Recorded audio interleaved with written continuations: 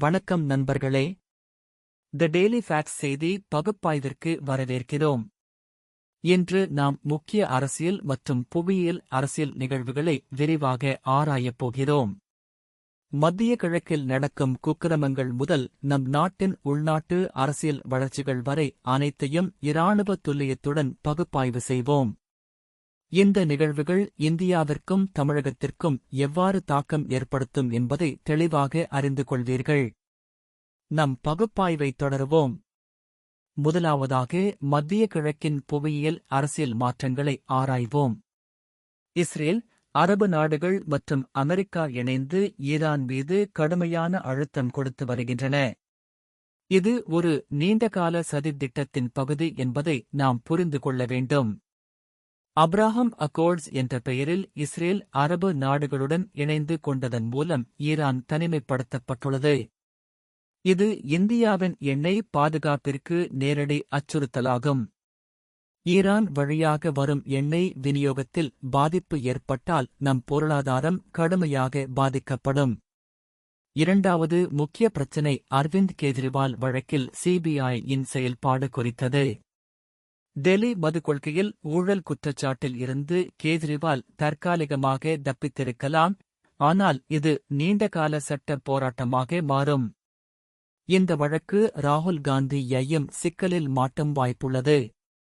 2019 தொடங்கப்பட்ட இந்த விசாரணை இன்னும் முடிவுக்கு வரவில்லை என்பது சிபிஐ-யின் செயல்பாட்டு திறனில் சந்தேகத்தை ஏற்படுத்துகிறது. தமிழகத்தில் நடக்கும் ஊழல் விசாரணைகளுக்கும் இது ஒரு முன்னுதாரணமாக அமையலாம். மூன்றாவது முக்கிய நிகழ்வு டொனால்ட் ட்ரம்ப் மீதான நீதிமன்ற நடவடிக்கைகள். அமெரிக்க நீதிமன்றங்கள் ட்ரம்ப் மீது பல வழக்குகளை போட்டிருந்தாலும் அவர் அடங்குவதற்கான அறிகுறிகள் தெரியவில்லை. இது அமெரிக்க ஜனநாயகத்தின் வலிமையையும் வரம்புகளையும் வெளிப்படுத்துகிறது. ட்ரம்ப்பின் மீண்டும் அதிகாரத்திற்கு வரும் சாத்தியம் இந்தியா-அமெரிக்கா உறவுகளை பாதிக்கும். குறிப்பாக ஏ-1பி விசா மற்றும் வர்த்தக கொள்கைகளில் மாற்றங்கள் எதிர்பார்க்கலாம். ஈரான்-இஸ்ரேல் போரின் தற்போதைய நிலைமையை ஆராய்வோம். இந்த மோதல் ஒரு முக்கியமான திருப்பத்தை அடைந்துள்ளது. ஈரான் தனது அணுசக்தி திட்டத்தை முடுக்கிவிட்டிருக்கும் அதே நேரத்தில் இஸ்ரேல் தனது தற்காப்பு மூலோபாயத்தை வலுப்படுத்தியுள்ளது. அமெரிக்காவின் அப்ராஹம் லிங்கன் கேரியர் குழுமம் பாரசீக வளைகுடாவில் நிலை கொண்டுள்ளது என்பது இராணுவ பதட்டத்தை அதிகரித்துள்ளது. இந்த போர் மூன்றாம் உலகப் போருக்கான அபாயத்தை ஏற்படுத்தும் வாய்ப்புள்ளது. இந்தியா இந்த மோதலில் நடுநிலைமை கடைபிடித்து வருகிறது, ஆனால் எண்ணெய் விலை உயர்வு நம் பொருளாதாரத்தை கடுமையாக பாதிக்கும். பாகிஸ்தானின் அச்சம் குறித்து அடுத்து பார்ப்போம். இஸ்ரேல்-இந்தியா நெருக்கம் பாகிஸ்தானை கடுமையாக பயமுறுத்தியுள்ளது. இராணுவ தொழில்நுட்பம், உளவுத்துறை ஒத்துழைப்பு மற்றும் பாதுகாப்பு கூட்டாண்மை ஆகிய துறைகளில் இந்தியாவும் இஸ்ரேலும் இணைந்து செயல்படுவது பாகிஸ்தானின் மூலோபாய நிலைப்பாட்டை கடுமையாக பலவீனப்படுத்தியுள்ளது. ஐரன் டோம் தொழில்நுட்பம் போன்ற அதிநவீன பாதுகாப்பு அமைப்புகளை இந்தியா பெறுவது பாகிஸ்தானின் ஏவுகணை திறனை மொத்தமாக பயனற்றதாக்கும்.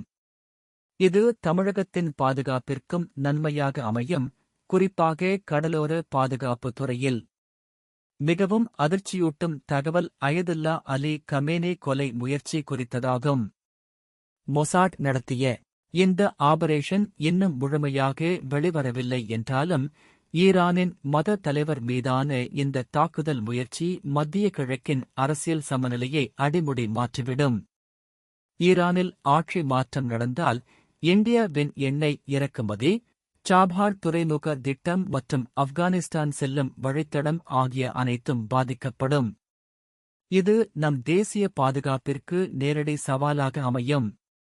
தமிழக அரசியலில் மத்திய அரசின் தாக்கம் அதிகரித்து வருகிறது என்பதை மதுரையில் மோடி அவர்களின் பிரசாரம் தெளிவாக காட்டுகிறது.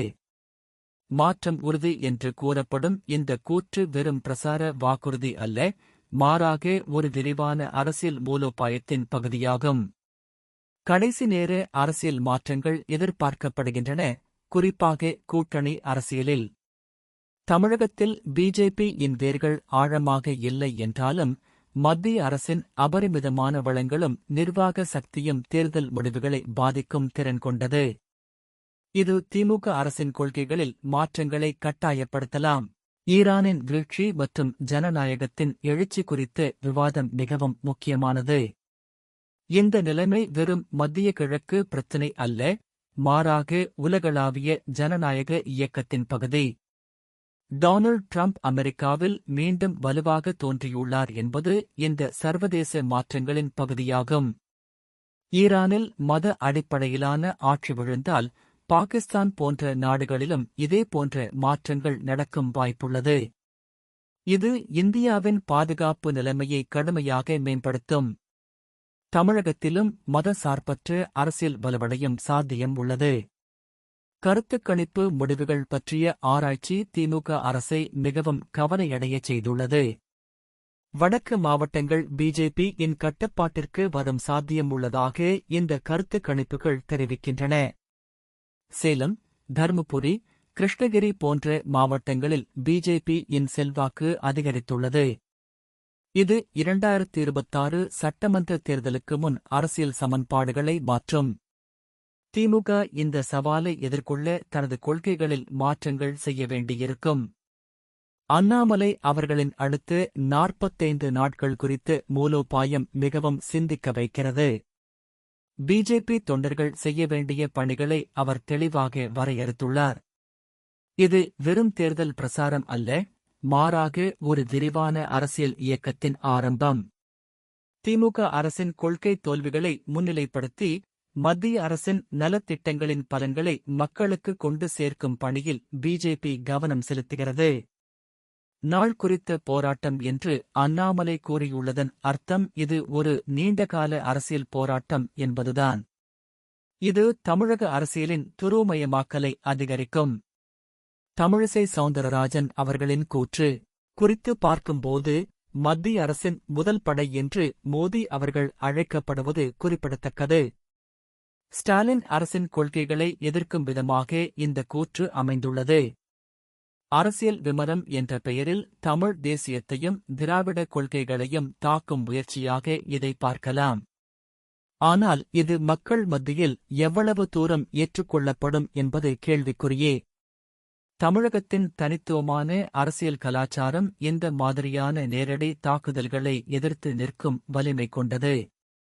வானதி ஸ்ரீனிவாசன் அவர்களின் ஆவேச உரை இந்துத்துவ அரசியலை தமிழகத்தில் நிலைநிறுத்தும் முயற்சியின் பகுதி. இந்துக்களை கையாளும் விதம் குறித்து விமரணம் நியாயமானதா என்பது விவாதத்திற்குரியது. வரலாற்றை கிளறுவது என்பது அரசியல் உத்தியாக பயன்படுத்தப்படுகிறது. ஆனால் தமிழகத்தின் சமூக நல்லிணக்கம் மற்றும் மத சார்பற்ற அரசியல் பாரம்பரியம் இந்த மாதிரியான துருவமுனைப்பு முயற்சிகளை தோற்கடிக்கும். 2026 தேர்தலில் இந்த வகையான உணர்வு வெறுப்பு அரசியல் எவ்வளவு தூரம் வெற்றி பெறும் என்பது முக்கியமான கேள்வி. இஸ்ரேலின் புதிய இராணுவ திட்டம் மிகவும் அதிர்ச்சியூட்டுவதாக உள்ளது.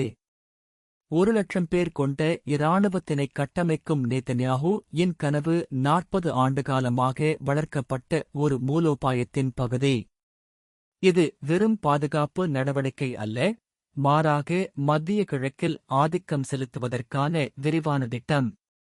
இந்த இராணுவ விரிவாக்கம் ஈரான், சிரியா, லெபனான் மற்றும் காசா வரை விரியும். இது உலக அளவில் ஆயுத வணிகத்தை பாதிக்கும். இந்தியாவும் இந்த இராணுவ விரிவாக்கத்தில் பங்கு கொள்ளும் வாய்ப்புள்ளது. இது நம் பாதுகாப்பு தொழில்நுட்பத்தை மேம்படுத்தும் அதே நேரத்தில் மத்திய கிழக்கு மோதலில் நம்மை ஆழமாக ஈடுபடுத்தும். ஈரானின் முக்கியமான தாக்குதல் அப்ராஹாம் லிங்கன் கேரியர் மீது நடத்தியது 3ஆம் உலகப் போருக்கு அருகில் கொண்டு சென்றது. ஒரு அணுவில் தப்பிய இந்த பெரும் பேரழிவு சர்வதேச அரசியலின் ஆபத்தான நிலைமையை வெளிப்படுத்துகிறது. அமெரிக்க கேரியர் மீதான தாக்குதல் முயற்சி நேட்டோ உடன்படிக்கையின்படி 3ஆம் உலகப் போருக்கு வழிவகுத்திருக்கும். ஈரானின் ஹைப்பர்சானிக் ஏவுகணைகள் அமெரிக்காவின் பாதுகாப்பு அமைப்புகளை முறியடிக்கும் திறன் கொண்டவை என்பது மிகவும் கவலையூட்டுவது. இந்த தொழில்நுட்பம் பாகிஸ்தான் கைகளில் சென்றால் இந்தியாவின் பாதுகாப்பிற்கு கடுமையான அச்சுறுத்தலாக அமையும். புதிய தலைவர்ஷிப் குறித்து ஈரானின் தயாரிப்பு 10 நாடுகளுக்கு எதிரான போர் அறிவிப்புடன் இணைந்துள்ளது. ரெட் பிளாக் என்ற அவசரகால நிலை அறிவிக்கப்பட்டுள்ளது. இது வெறும் அடையாள பூர்வமான நடவடிக்கை அல்ல. ஈரானின் புரட்சிகர காவலர் படை, ஹெஸ்போல்லா, ஹமாஸ், ஹவுதிஸ் மற்றும் ஈராக்கில் உள்ள ஷியா அமைப்புகள் ஆகியவை ஒருங்கிணைந்து செயல்படத் தொடங்கியுள்ளன. இது ஒரு ப்ராக்ஸி போர் அல்ல, நேரடி மோதலாக மாறும் வாய்ப்புள்ளது.